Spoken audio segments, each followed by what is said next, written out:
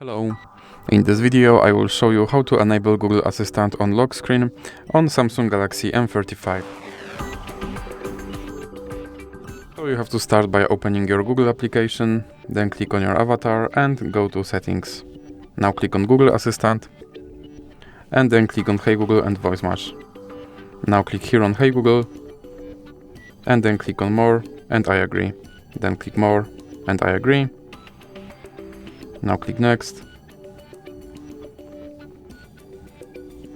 And now click on Retrain Voice Match Model. And OK Google, what's the weather tomorrow? OK Google, set a timer for 5 minutes.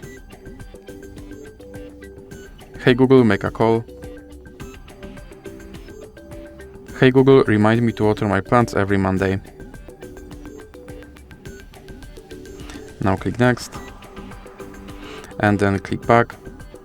And now click on Lock Screen. Then click Yes, I'm in. And make sure that this first option stays on. And now let's check if my Google Assistant will work on lock screen. OK Google. And as you can see, my Google Assistant works on lock screen. So that's it for this video. If you liked it, please remember to leave a like and subscribe.